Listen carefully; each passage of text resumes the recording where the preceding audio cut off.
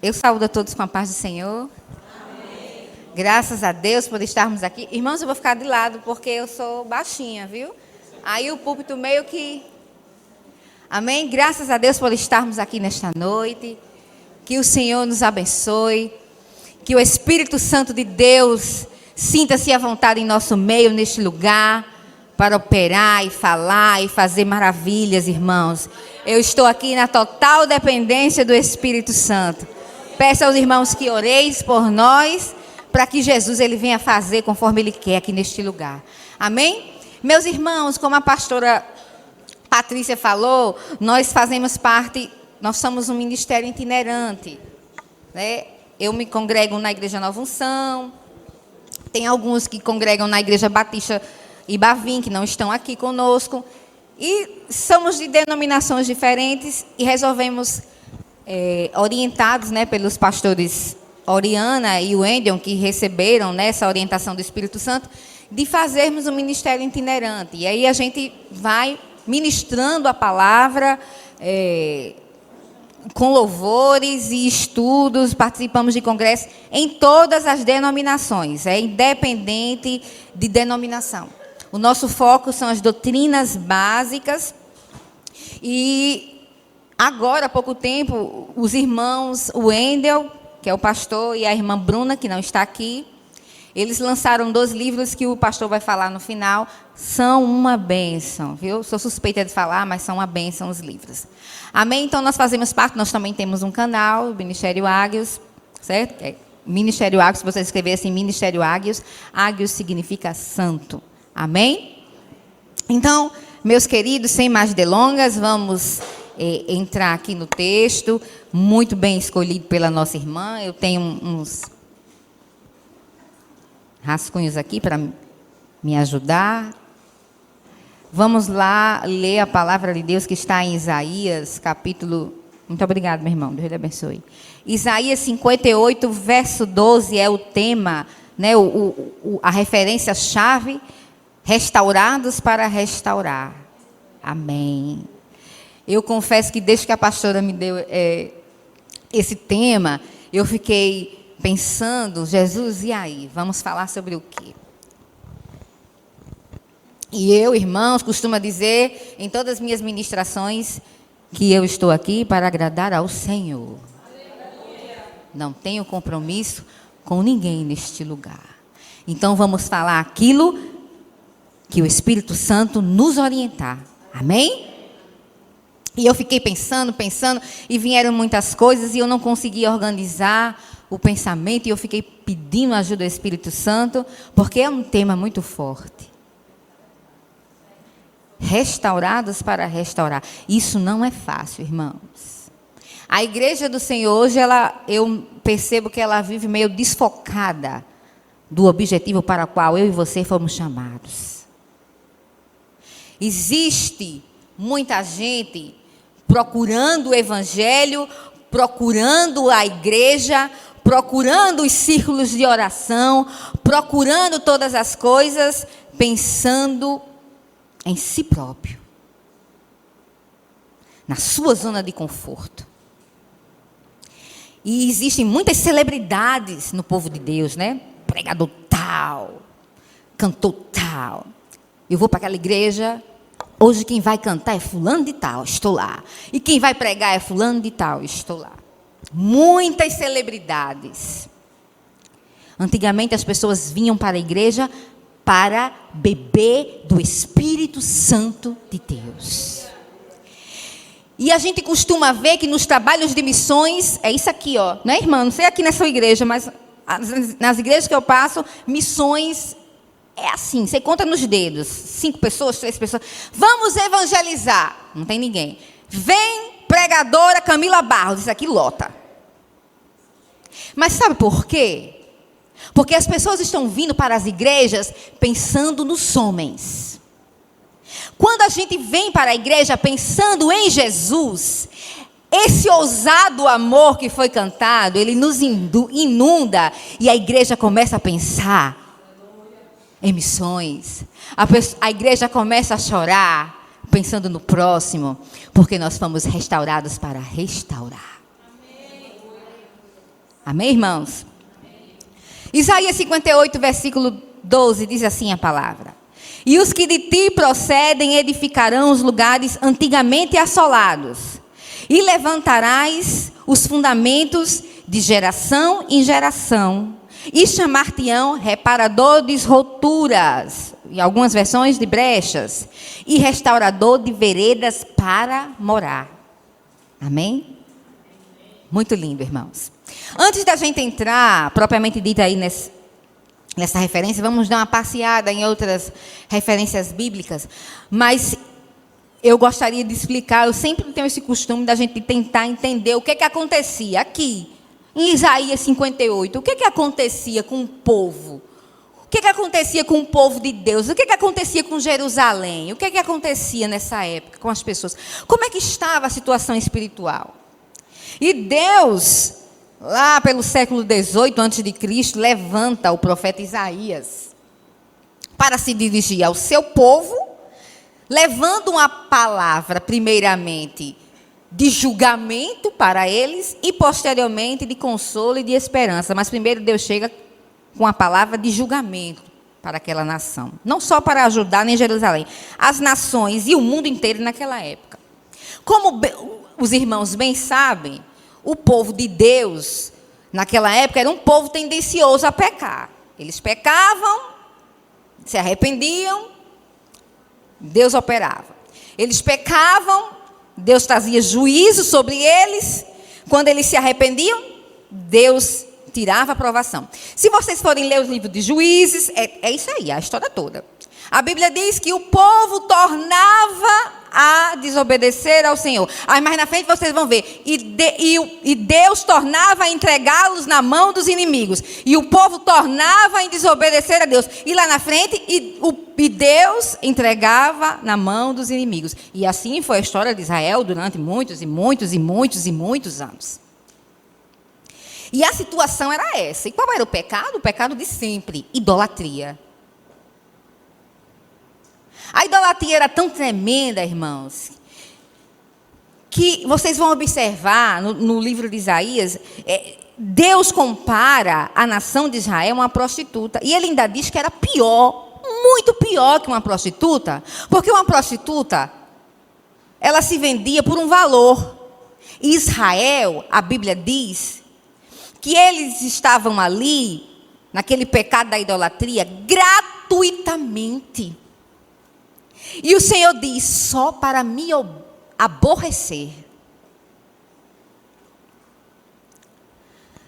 Era esse o estado espiritual dessa nação, de idolatria. E Deus levanta o profeta, vai ali proferir juízo para eles. Então a gente vai ver, do primeiro capítulo até o 39 de Isaías, é juízo e julgamento, e julgamento e julgamento. Deus também levantou o profeta Jeremias, que apesar de vir depois na Bíblia, foi antes também para trazer consolo, porque já estava o povo, no exílio da Babilônia. Então a gente vê do capítulo 1 ao capítulo 39, Deus trazendo julgamento sobre essa nação. Deus trazendo juízo sobre eles. Do 40 ao último capítulo, 66, aí a gente vê Deus, na sua infinita misericórdia, trazendo uma palavra de consolo e de esperança para esta nação. Amém? Mas, meus queridos, nesse contexto todo, que Deus levanta esse profeta Isaías, e o profeta Isaías retrata isso muito bem, retrata a situação espiritual. O povo estava oprimido. Eles começam a serem levados cativos e começam a sofrerem no cativeiro babilônico. E é nessa situação que Isaías é levantado a tratar desse povo na sua própria opressão por causa do seu pecado. Eles estavam oprimidos, não era... existia a opressão dos inimigos, digamos assim, a opressão física, mas existia uma opressão espiritual em cima de Israel, causada pelo pecado deles, o pecado da desobediência, o pecado da idolatria. E uma característica que eu vejo marcante nesse livro é que eles não se arrependiam. Eles continuavam a seguirem suas vidas sem arrependimento e sem o desejo de voltar a Deus, de largarem as práticas que desagradavam ao Senhor. Porque, irmãos, Deus trouxe juízo sobre aquele povo, não foi porque eles não cumpriam mais obrigações religiosas, não. Não era porque eles não estavam mais cumprindo meras atividades religiosas, mas era simplesmente porque aquele povo tinha deixado as práticas éticas e morais. Por isso que Deus trouxe juízo. Porque vocês podem dizer, mas que Deus ruim? Não. Não era porque eles tinham deixado de fazer o ritual, como estava escrito, do jejum, ou o ritual de sacrifícios. Não, não era por isso. Mas porque eles já não tinham mais ética e moral nenhuma. Um povo idólatra, irmãos, que preferiam adorar deuses, como o próprio profeta diz, que não andavam, que não viam, que tinham que ser carregados por outros, né? É assim que diz a palavra. Deuses que não andavam com suas próprias pernas, do que adorar o Deus de Israel, que não precisa de perna, que não precisa de nada, que não precisa de ninguém para carregá-lo, aquele que operando ninguém pode impedir, aquele que faz e acontece, o Deus Todo-Poderoso de Israel. Muitas vezes nós preferimos adorar e nos submeter a outro tipo de coisa, até a pessoas, e não recorremos ao Deus que pode todas as coisas. E quando as coisas acontecem em nossas vidas, nós dizemos, e cadê o Senhor? E cadê a tua vida com Deus? E cadê o teu valor? O teu valor não, o valor que Deus tem para você. Muitas vezes nós recorremos a B, C e D, e em último caso, vamos para o Senhor. Porque, irmãos, muitas vezes nós estamos nas lutas, porque muitas vezes é necessário nós deixarmos que Deus traga julgamento sobre nós, juízo, para podermos nos ajoelhar para orar, para podermos vir ao círculo de oração. Porque não temos uma vida de intimidade, de comunhão com Deus continuamente, para quando as provas virem, nós estarmos de pé. E aí muitas vezes quando as provas vêm, nós estamos fracos, acabados, porque não temos vida com Deus. Aí corremos para o círculo de oração, irmão, ore por mim, irmã, eu estou desesperada. Não tem vida com Deus. Era essa a situação. Eu vou ler um versículo aqui em Isaías, no primeiro capítulo de Isaías. Diz assim, o capítulo 1, eu acho que é o verso 6. Espera aí, vamos lá. 1:6, diz assim: e desde a planta do pé até a cabeça não há nele coisa sã, senão feridas e inchaços e chagas podres, não espremidas, nem ligadas, nem nenhuma delas amolecida com óleo. O que é isso, irmã? Desde a planta do pé até a cabeça, não há nele nada saudável. Olha só, senão feridas, e inchaços, e chagas podres, não espremidas nem ligadas, e nenhuma delas amolecidas com o óleo. Sabe o que era isso? Era Israel. Era esse o estado de Israel. Podre, enfermo, doente. Não havia nada, nem da planta do pé, nem da planta da cabeça até o pezinho, nada. Deus havia identificado o problema de Israel. Ele estava enfermo espiritualmente. Deus já havia dito, levantou o profeta para dizer. Mas Israel se nega a buscar o Deus da cura. Porque o médico dos médicos, por excelência, já havia apontado a enfermidade espiritual daquela nação. Mas mesmo assim, aquele povo inclinado a desobedecer, se recusava a buscar o Deus da cura. Era essa a situação espiritual de Israel. Doente, podre espiritualmente, precisando de ajuda. E Deus levantando pessoas para dizer, olha, o teu problema é esse. E ele inclinado não queria ouvir. Aí o que é que vem? Juízo. Quando nós inclinamos a nossa cabeça duras para não aprender. Amém? Mas vamos prosseguir. Eu gostaria de pedir para os irmãos, vamos dar uma passeada lá em Jeremias. Tem um capítulo que eu acho que vai nos ajudar a entender. É Jeremias.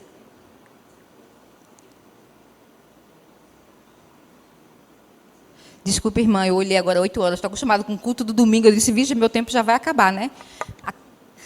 É 8 e... eu tenho quanto tempo, minha irmã? Amém. Jeremias, capítulo 18. É que os cultos de domingo são mais cedo, eu me assustei agora. Amém. Jeremias 18, a partir do verso 1. A palavra do Senhor que veio a Jeremias, dizendo, levanta-te e desce à casa do oleiro, e lá te farei ouvir as minhas palavras. E desci à casa do oleiro, e eis que ele estava fazendo a sua obra sobre as rodas.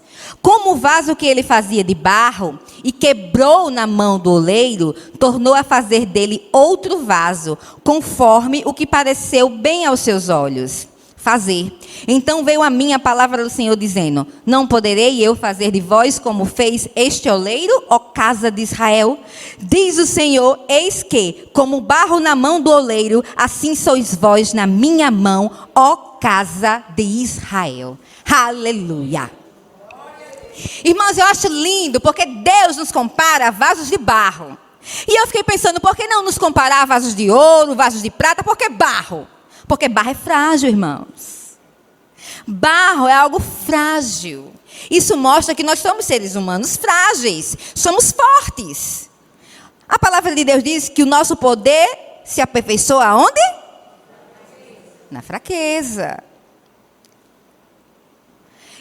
E Deus utiliza, fala com Jeremias através, já tinha falado com ele lá na amendoeira, dando aquela visão na amendoeira, aí ele diz, vai lá, eu vou te mostrar, eu vou te dar outra visão. E Jeremias chega e vê aquele oleiro trabalhando naquele barro, no vaso, o vaso quebra, e novamente o oleiro tenta refazer aquele vaso, tenta restaurar aquele vaso.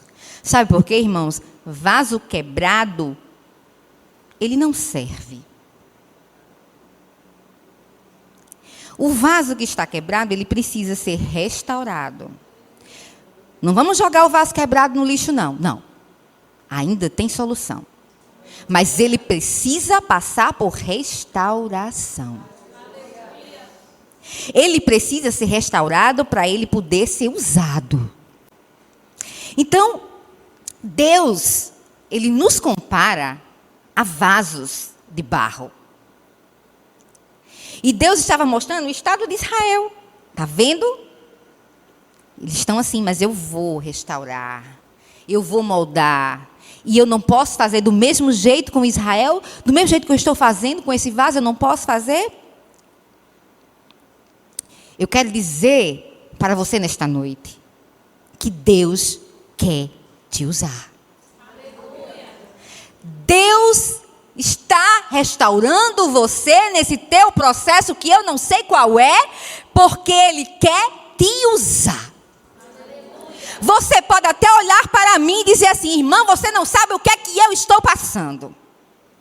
Você não sabe qual é a minha luta e o quanto que eu já fui quebrada na mão deste oleiro. Mas escuta o que eu vou dizer a você na autoridade do Espírito Santo de Deus. Em meio a esse processo difícil e doloroso, Deus está moldando você para você ser um restaurador.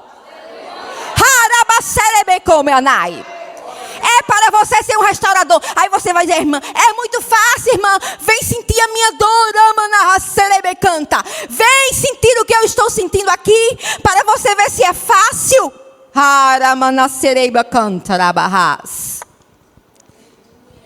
Porque esse Deus que me ama tanto, você pode estar dizendo, está fazendo eu passar por esse processo tão doído e sofrido. Porque as coisas não estão saindo como eu gostaria que saísse, irmã. As coisas não estão saindo. Eu vou te dizer uma coisa. As coisas podem não estar saindo do jeito que você gostaria que saísse. Mas sabe qual é? O que é que Deus quer nesse processo todo? Nesse processo todo de quebra de vaso, de prova, de exílio na Babilônia, sabe o que é que Deus quer? Ele quer ver você mais parecido com o Filho. Ele quer que você fique mais parecido com o Filho. Ele quer que você fique mais parecido com Jesus. As coisas não podem estar saindo como você gostaria que saísse. Mas nesse processo todo, Ele quer que você se torne mais parecido com Jesus. Nós somos restaurados para restaurar. Foi isso que a pastora me disse. Está ali escrito, ó, restaurados para restaurar. Deus nos molda para nos usar. Existem muitos cristãos que ainda não conseguiram entender isso. Existem muitas igrejas que ainda não conseguiram entender isso. Que vêm aqui procurando um Deus para os seus próprios interesses. Mas eu preciso dizer uma coisa a vocês. Deus, Ele visa pessoas. Deus, Ele visa pessoas. Deus te abençoa, Ele está visando pessoas. Deus te prova, Ele está visando pessoas. Restaurados para restaurar. Amém? Eu preciso também que a gente vá lá para Timóteo, 2 Timóteo, capítulo 2. Eu não posso... 2 Timóteo, capítulo 2, verso 20 a 21. A palavra de Deus diz assim lá em 2 Timóteo 2, 20 a 21. Ora, numa grande casa, não somente há vasos de ouro e de prata, mas também de pau e de barro. Uns para a honra e outros, porém, para a desonra. De sorte que, se alguém se purificar destas coisas, será vaso para a honra, santificado e idôneo para o uso do Senhor e preparado para toda boa obra. Eu quero que os irmãos repitam comigo essa parte. Para o uso do Senhor. Para o uso do Senhor. E preparado para toda boa obra. Preparado para toda boa obra. Não preciso mais pregar. A finalidade do vaso, irmãos, do vaso lá de Jeremias que a gente leu, é o quê? Para o uso do Senhor, preparado para toda boa obra, restaurados para restaurar. Somos vasos na mão do oleiro, sendo trabalhados, moldados, para sermos usados para o Senhor, preparados para toda boa obra. Alguém tem dúvida quanto a isso ainda? Por que Deus está trabalhando no meu e no teu caráter? Para sermos usados para Ele, preparados para a boa obra de Deus. É para isso que o Senhor está forjando o meu e o teu caráter. Amém? E outra coisa, quando nós passamos esse processo todo de restauração, quando Deus faz de nós vasos novos,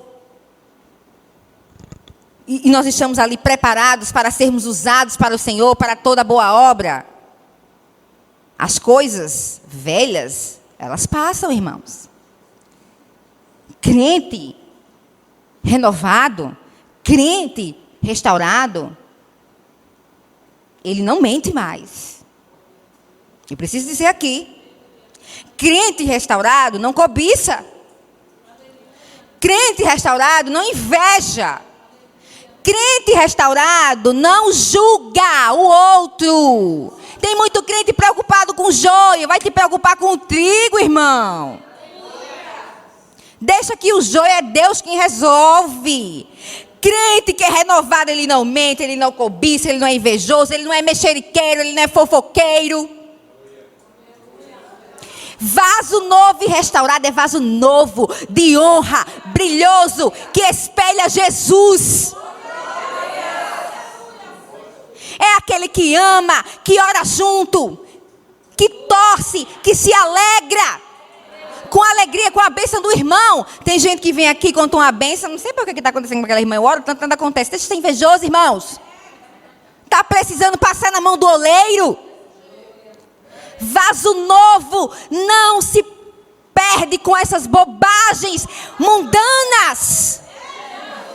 Vaso novo. Olha, irmãos. Irmã, aconteceu isso comigo. Que bênção, irmão. Se alegre, pule com a irmã. Fique feliz. Eu costumo dizer...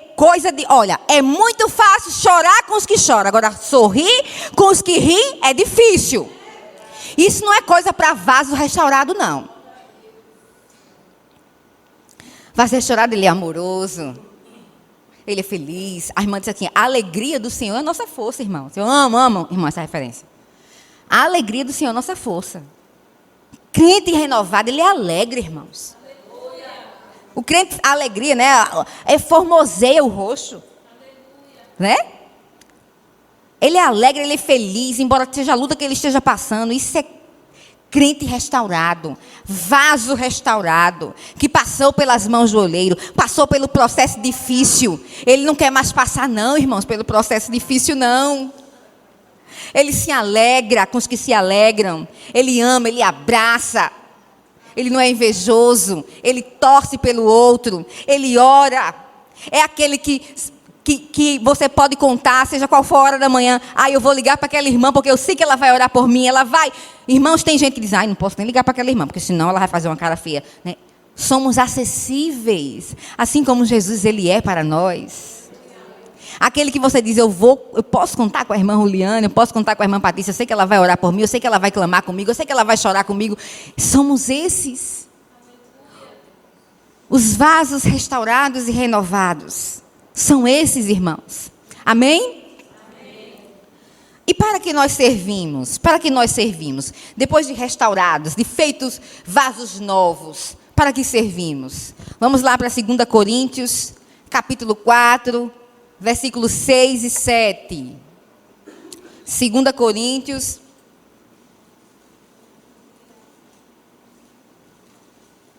Capítulo 4, versículos 6 e 7. Diz assim a palavra. Porque Deus, que disse das trevas resplandecesse a luz, é quem resplandeceu em nossos corações para a iluminação do conhecimento da glória de Deus na face de Jesus Cristo. Temos, porém, esse tesouro em vasos de barro, para que a excelência do poder seja de Deus e não de nós.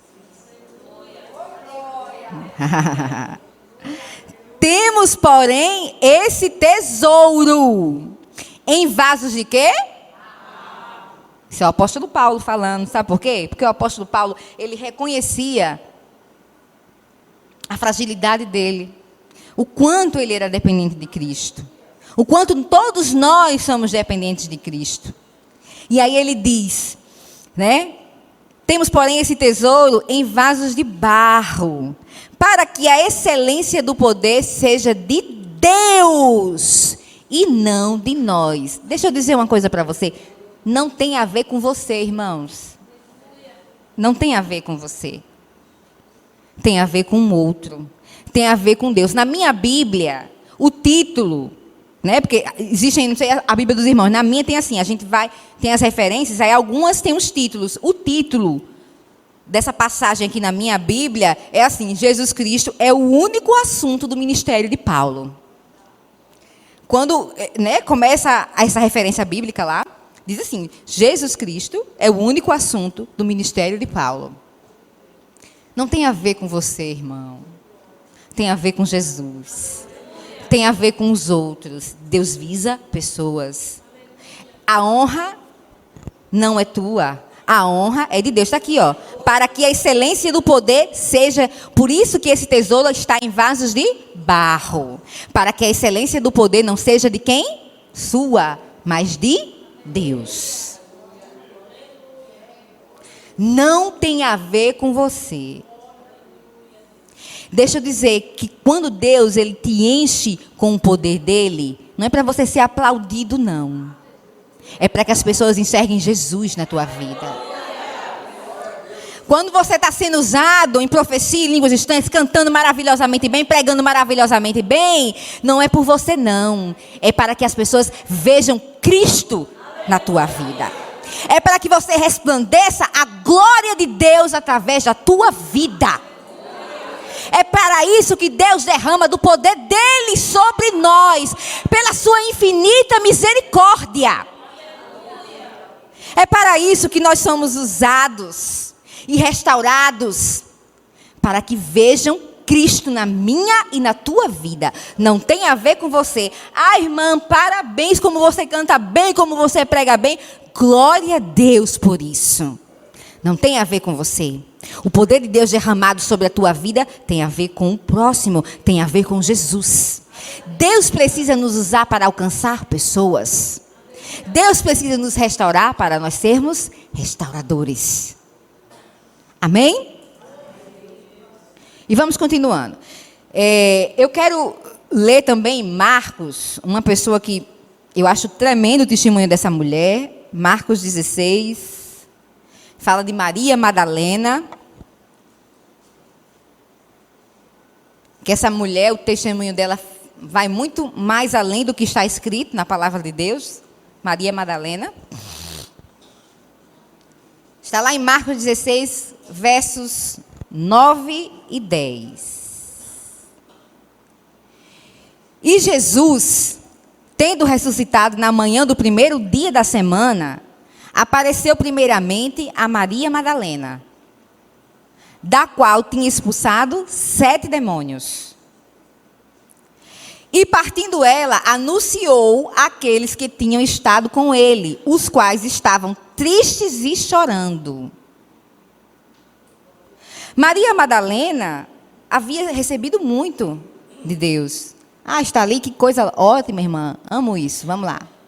Ora, havendo Jesus ressurgido cedo no primeiro dia da semana, apareceu primeiramente a Maria Madalena, da qual tinha expulsado 7 demônios. O que é que tinha acontecido com Maria Madalena aqui? Ela tinha sido restaurada.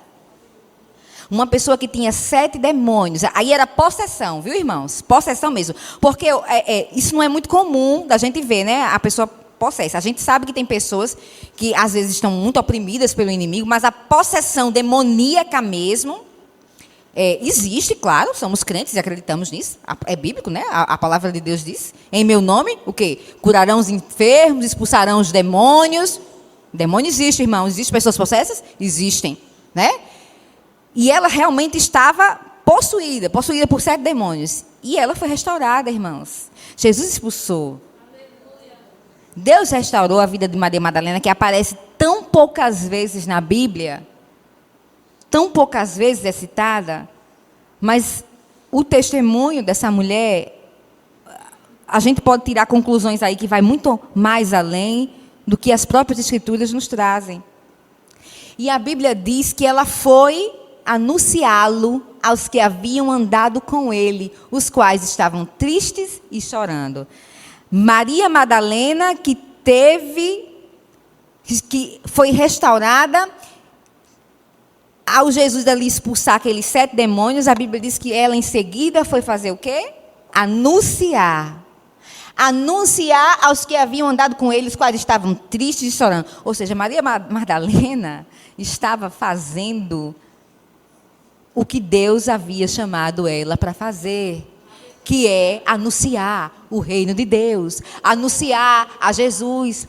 Maria Madalena foi restaurada e estava restaurando, consolando os tristes e chorando, aqueles que estavam com saudade de Jesus. Irmãos, quantos de nós, quantos dos nossos familiares, quantos dos nossos irmãos dentro da igreja, eles estão tristes, chorando, e nós não estamos fazendo nada. Quantas pessoas estão aí morrendo, irmãos, sem Jesus?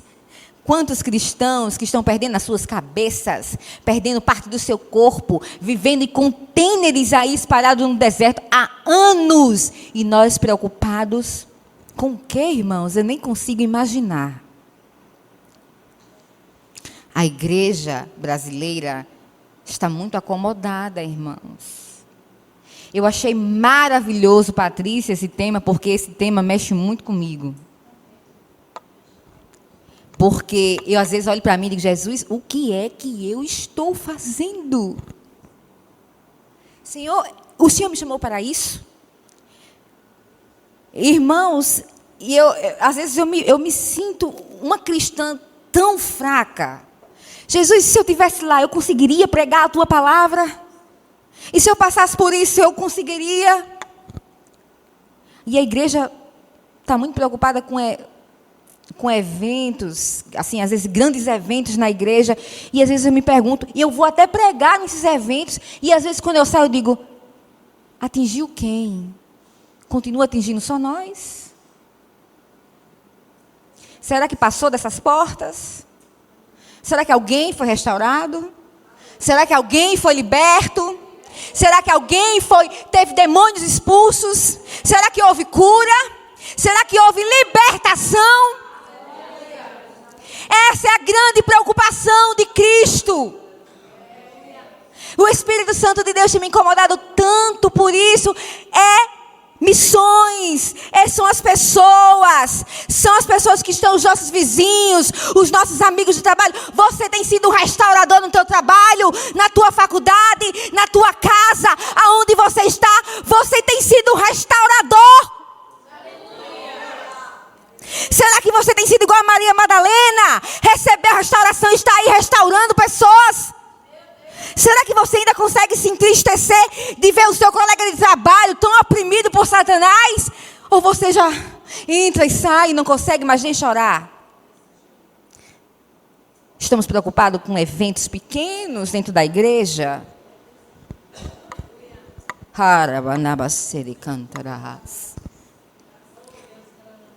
Estamos preocupados com tantas necessidades. Eu preciso disso, Jesus, eu preciso daquilo.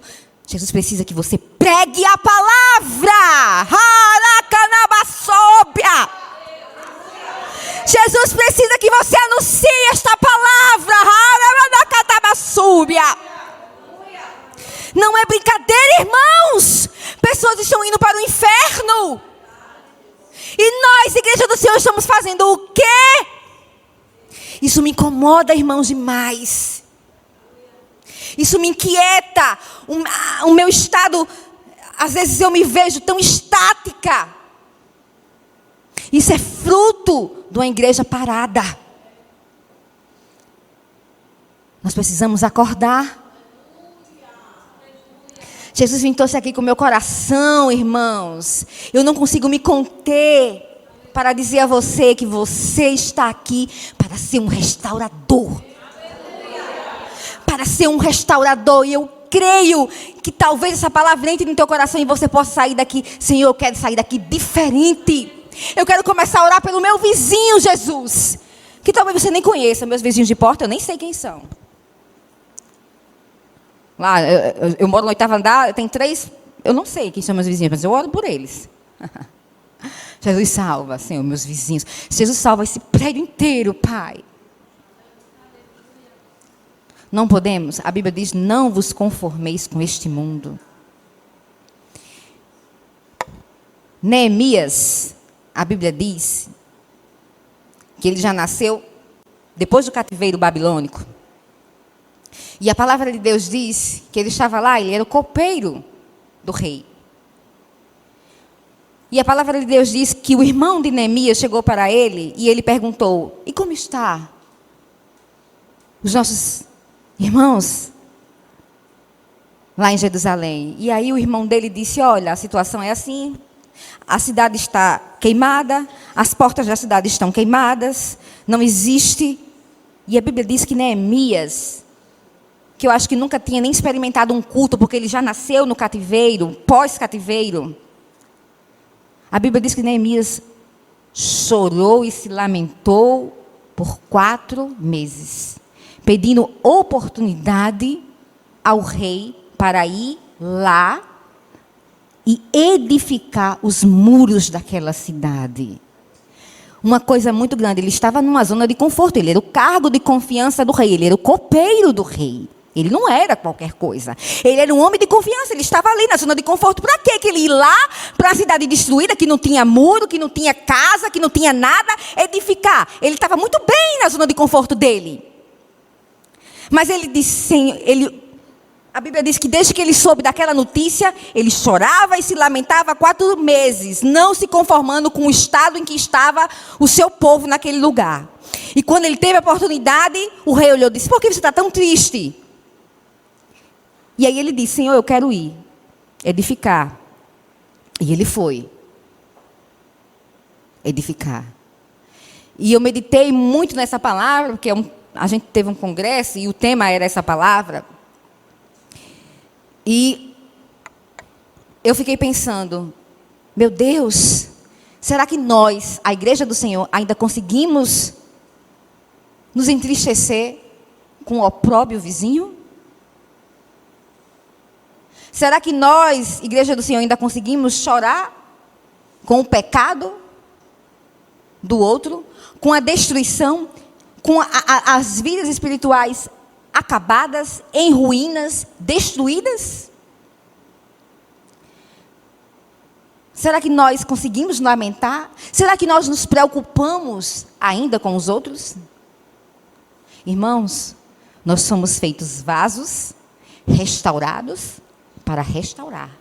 Vimos aqui na palavra do Senhor que é para o uso do Senhor, preparado para toda boa obra. Foi para isso que Deus me chamou e chamou você. Para que nós nos levantemos como Neemias e podemos edificar os muros destruídos. Existem pessoas ao teu redor, na tua casa, na tua família, que estão com os muros caídos no chão. E você precisa se lamentar. Precisa começar hoje a chorar e a se lamentar. E criar força para Deus te levantar como Neemias e reconstruir esses muros destruídos. É o que eu e você precisamos fazer, irmãos. Amém? Vamos voltar lá para a nossa referência, Isaías 58.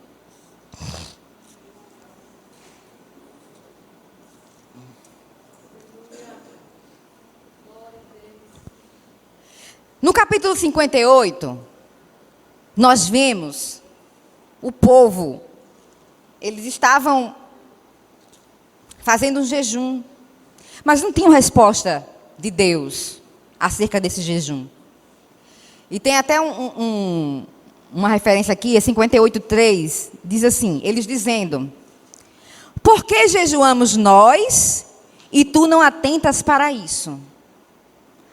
Por que afligimos a nossa alma e tu não o sabes? Eis que no dia em que jejuais, achais o vosso próprio contentamento e requereis todo o vosso trabalho. Eles começam a indagar a Deus, por quê? Que nós jejuamos e tu não atenta para isso, Senhor? Por que nós afligimos a nossa alma e tu nem sabes? Lá embaixo, versículo 9... nós vamos ver Deus respondendo. Diz assim, então clamarás e o Senhor te responderá. Gritarás e ele dirá, eis-me aqui. Acontecerá isso, se você clamar a mim, eu vou te responder. Se você gritar, eu vou falar para você. Eis-me aqui. Mas, se você tirar do meio de ti o jugo, o estender o dedo e o falar vaidade. E se abrires a tua alma ao faminto e fartares a alma aflita, então a tua luz nascerá nas trevas e a tua escuridão será como o meio-dia. Esse jejum que eles estavam fazendo não agradava a Deus. Deus não quer sacrifício, Deus quer obediência. Deus não quer o teu sacrifício, Ele quer a tua obediência. De que adianta você jejuar, jejuar, jejuar, vem campanhas de oração, a semana toda aqui orando, né? Vem para o ciclo de oração, campanha de oração de manhã, tarde e noite, vem para a igreja, ora, canta lindo, faz tudo, mas é cheio de pecado. Não fala com o irmão, não fala com o vizinho lá, passa, não dá nem um bom dia. Aí diz, minha bênção não chegou, irmã. Por quê? Eu não sei o que está acontecendo, eu sei. Aqui o povo disse, Senhor, tu não está vendo não, nosso jejum? Jesus disse, aí Deus disse, eu vou te responder. Se tu clamar a mim, eu vou responder vocês. Sabe quando? Quando vocês deixarem de estar apontando o dedo. Quando vocês pararem de oprimir os escravos. Quando vocês pararem de brigar entre si. Quando vocês fartarem a alma aflita. Quando vocês derem pão àquele faminto. Aí eu vou ouvir vocês. E se o meu povo, que se chama pelo meu nome, se humilhar e orar e buscar a minha face, então eu o ouvirei do céu, perdoarei os seus pecados e sararei a sua terra. É a palavra de Deus.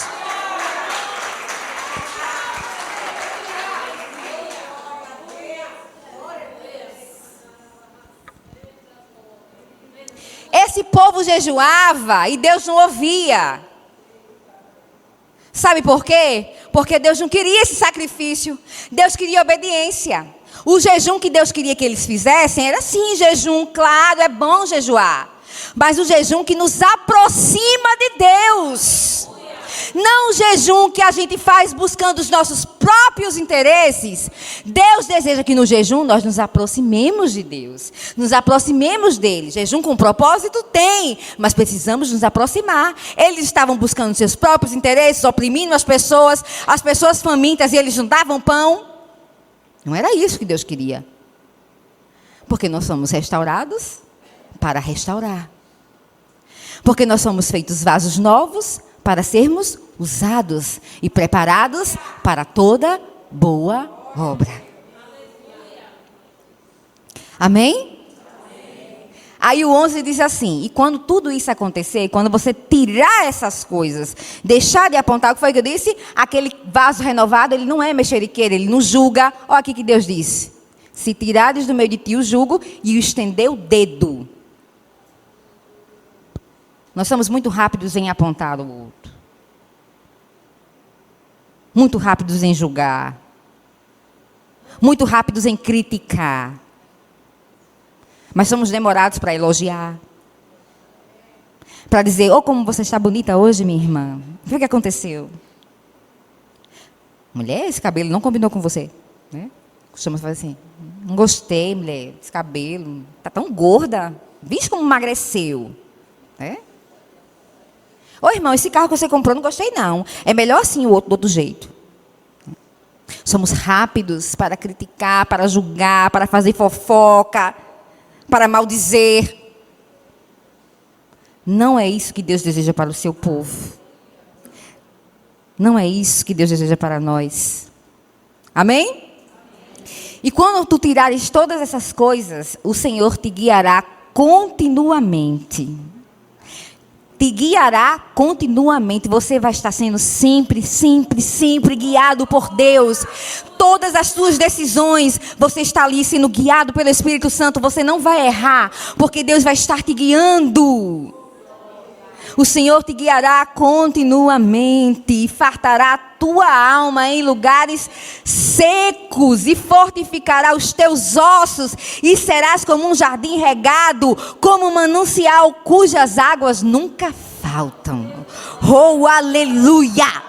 Oh, aleluia, Jesus! Que coisa maravilhosa, irmãos! Como é bom nós sermos vasos novos, restaurados, limpos, aproximados de Deus. Seremos como um jardim regado, como um manancial de água, cujas águas nunca faltam. Seremos uma fonte, onde as pessoas chegam perto de nós e jorra. E sempre quem chega perto de você sai animado, sai feliz. Ai, aquela irmã, dou um abraço dela, já fiquei melhor. Não é bom isso, irmãos? Só de olhar para aquela irmã, já fiquei melhor, de conversar com ele. Sempre que eu converso com o pastor Wendel, eu saio melhor. Ele sempre tem uma boa palavra para mim. Amém? O 12. E os que de ti procederem edificarão os lugares antigamente assolados, e levantarás os fundamentos de geração em geração, e chamar-te-ão reparador de brechas e restaurador de veredas para morar. Restaurador de brechas e de veredas para morar. Para morar, irmãos, veredas para morar. Você vai ser um restaurador. Que coisa linda, irmãos, eu ser um restaurador de veredas para morar. Essas pessoas em Israel, durante o cativeiro, eles não tinham casa. Eles não tinham, estava tudo destruído. Não tinham casa. E quando Neemias foi, o templo já havia sido construído quando Neemias foi. Aí Neemias conseguiu construir um muro. E a Bíblia diz que também ele conseguiu construir a cidade. E as pessoas passaram a ter casa que elas não tinham. Elas estavam há não sei quantos anos ali, nem me lembro mais, sem casa, sem culto, em total opróbrio. E quando nós somos restaurados com esse objetivo, nós somos restauradores de veredas para morar.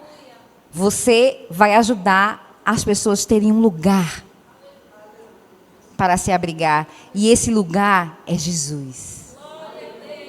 Você vai ajudar a pessoa a encontrar esse lugar onde ela possa se amparar. Como está lá no Salmo 91. Aquele que habita no esconderijo do Altíssimo, a sombra do Onipotente descansará.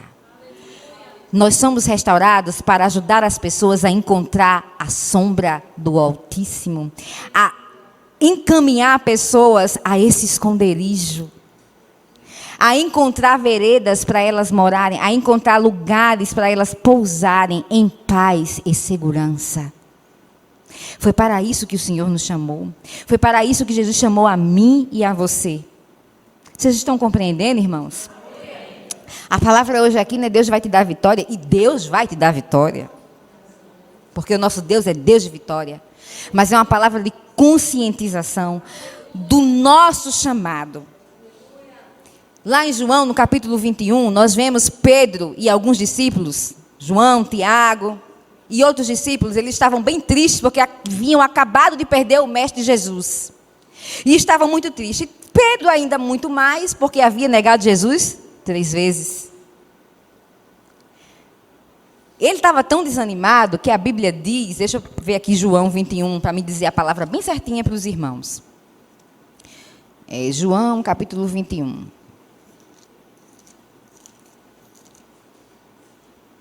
Diz assim, 3. E disse-lhe Simão Pedro, eu vou pescar. Disseram-lhe eles, também nós vamos contigo. Foram e subiram logo para o barco, e naquela noite nada apanharam. Pedro vinha numa tristeza muito grande, porque eu tinha perdido seu mestre, e ele havia negado Jesus 3 vezes. E aí ele diz assim, eu vou pescar. E quando eu certa vez meditei nessa palavra, eu fiquei, Pedro queria voltar às suas origens. Ele estava desanimado na sua fé. O chamado dele estava adormecido. Porque ele havia, na cabeça dele, eu fico pensando, que ele ficou triste, né, por ter negado Jesus, o seu mestre, a quem ele disse, né, que tanto amava, que tanto se declarava. E ele disse, eu vou pescar, eu vou fazer o que eu fazia antes.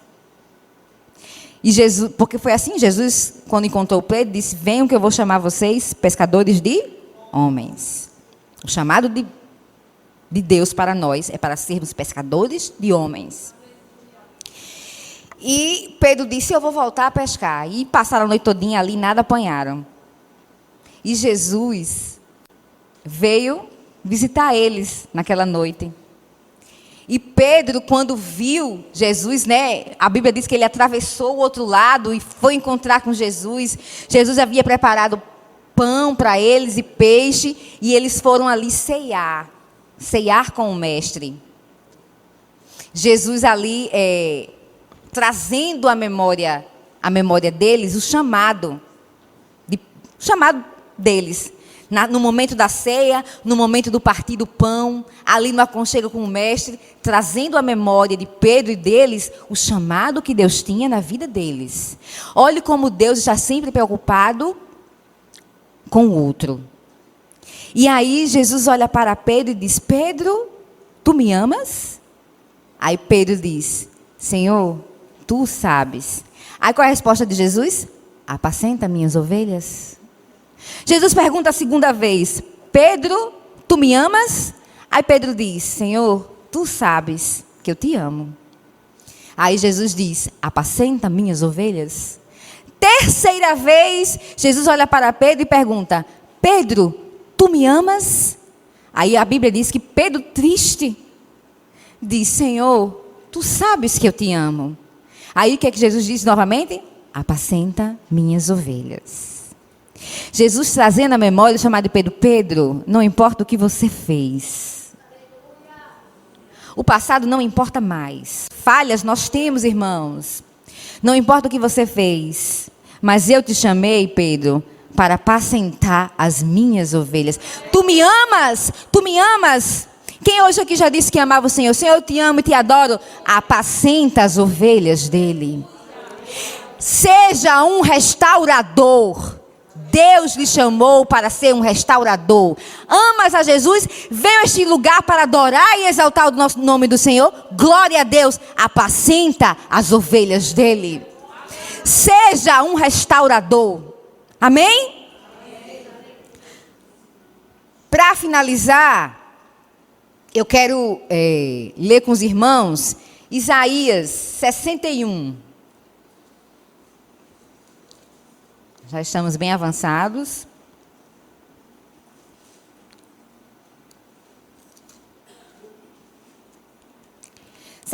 Versículo 1. Essa é a finalidade da restauração.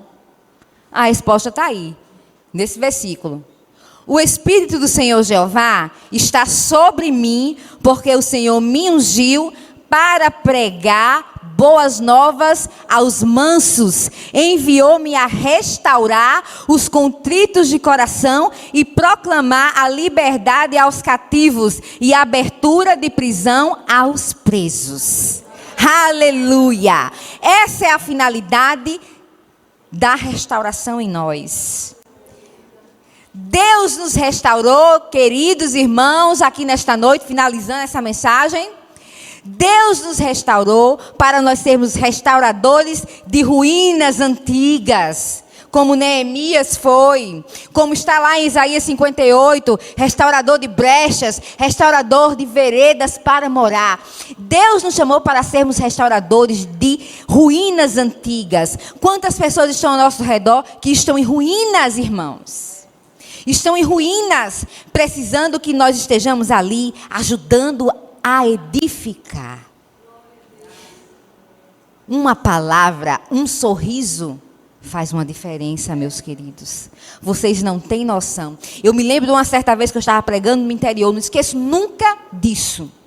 Eu estava pregando lá em Açu.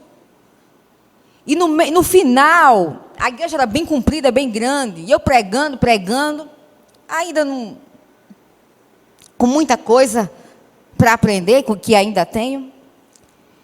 E eu pregava e eu via uma mulher no final. A pregação inteira eu só olhava aquela mulher no final. A mulher estava mal vestida, estava suja, eu acho que uma roupa muito curta, muito decotada, e eu só via aquela mulher. E de repente o Espírito Santo começou a falar no meu coração: abraça aquela mulher, abraça aquela mulher, abraça aquela mulher. Foi a pregação todinha. E eu dizia: Senhor, aquela mulher está tão mal cheirosa, né? A gente, olha só, o nosso eu, como é. E o tempo todo, ela estava lá no cantinho. Ela era uma pessoa embriagada, drogada, que tinha entrado naquela igreja, estava naquele estado ali, naquela igreja. Ninguém olhava para ela. Olha só como é. Os crentes, que a Bíblia diz que devemos amar o nosso próximo como a nós mesmos. Ninguém olhava. Terminou o culto, todo mundo vinha falar comigo, e eu aperreada para chegar no final da igreja para dar um abraço à mulher que Jesus tinha mandado. E eu fui lá, ela muito encabulada. E eu dei um abraço nela. Irmão, e na hora que eu dei aquele abraço, eu não senti mais cheiro, eu não senti mais nada. Foi um abraço mesmo de Deus. tudo bem, passou muito tempo, passou meses, passou. E eu estava pregando, certa vez também, a Sul, e estava me despedindo da igreja lá. Me lembro como se fosse hoje. E de repente veio uma mulher muito bem arrumada, muito... Eu não reconhecia a mulher. E aí ela chegou para mim. Irmã, você lembra de mim? Eu olhei para ela e, sinceramente, eu não lembrei. Eu disse, minha irmã, me perdoe, mas eu não estou lembrando da irmã. Eu sou aquela mulher que, certa vez, a irmã estava pregando e eu estava drogada, estava bêbada, fedida. Ela usou a palavra que eu usei quando eu estava ministrando. Chega aquilo, doeu no meu coração. E a irmã, quando terminou o culto, me deu um abraço. A irmã estava tão cheirosa. Mas a irmã me deu um abraço, irmãs, que naquele dia eu nunca mais deixei de vir à igreja. Até hoje eu estou aqui. Ela estava no conjunto dos novos convertidos, cantando lá. Ela disse, aquilo que a senhora fez me mostrou como Deus é bom, porque ninguém olhava para mim, a irmã saiu de lá tão arrumada, tão cheirosa e me deu um abraço. Você não sabe o que um sorriso faz diferença, irmãos. O nosso testemunho, as nossas atitudes, elas falam melhor do que qualquer pregação. Melhor do que 1000 palavras. Não adianta você jejuar como o povo jejuava e você não olha para o que está do seu lado. Nós somos restaurados para restaurar. Restaurados para restaurar. Restaurados para restaurar. A finalidade da restauração é essa. Deus nos restaurou. Sabe por quê, irmãos? Deus não quer que você perca seu tempo lendo a Bíblia, fazendo teologia, buscando interesse próprio. Deus quer que você busque a Ele. Deus quer que você estude a palavra de Deus, que você faça um curso de teologia, seja o que for, mas buscando na palavra de Deus, no encontro com Ele, o que você pode oferecer às pessoas. Deus visa pessoas. O evangelho, meu querido irmão e minha querida irmã, não é para deixar você lindinho, bonitinho, engomadinho para Jesus, não. O evangelho é para que você encaminhe pessoas para o reino de Deus. Não é para deixar você todo bonitinho, prontinho, engomadinho, bonitinho, cheirosinho para Jesus. Isso conta. Mas Deus te restaurou, te tirou lá do largo de pecado. É para você ser um restaurador. Para você encaminhar pessoas para o reino de Deus. A glória de Deus derramada sobre a tua vida. Quando você transborda Deus, quando você prega a palavra de Deus, não é por você, é visando pegar de você o que você tem de melhor para oferecer às pessoas. É para isso que Deus derrama a glória dele sobre nossas vidas, para que nós sejamos restauradores. Amém? É pelo outro, é para o outro. É para que as pessoas possam ver em você Jesus. Para finalizar, eu vou dar um conselho. Busque uma vida de intimidade com Deus. Não, eu vou buscar essa intimidade pensando no que Deus pode me dar.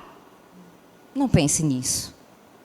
Busque uma vida de intimidade para que você possa refletir Cristo e as pessoas possam ver Cristo em você e elas se aproximarem do reino de Deus através da tua vida. As tuas coisas, não se preocupe. Deus, Ele trabalha em favor daqueles que nele esperam. Tem um hino, uma canção que diz assim: deixa eu te usar para curar, deixa eu te usar para salvar. Enquanto eu te uso, eu cuido de tudo o que te faz chorar. Deixa eu te usar para curar, deixa eu te usar para salvar. Enquanto eu te uso, eu cuido de tudo o que te faz chorar. Enquanto nós estamos trabalhando para Ele, para o reino dEle, Ele está resolvendo o teu problema. Ele vai lá na tua casa, Ele vai lá na tua conta, Ele vai lá nos teus armários, Ele visita aquele marido incrédulo, Ele faz todas as coisas porque Ele trabalha para aqueles que nele esperam. Não te preocupe com estas coisas, porque Deus está fazendo. Te preocupe com o reino de Deus e a sua justiça. Buscai primeiro o reino de Deus e a sua justiça, e as demais coisas vos serão acrescentadas. Vamos trabalhar para o Senhor, e as nossas coisas Ele cuida. Amém, meus irmãos? Que o Senhor nos abençoe nesta noite, em nome de Jesus.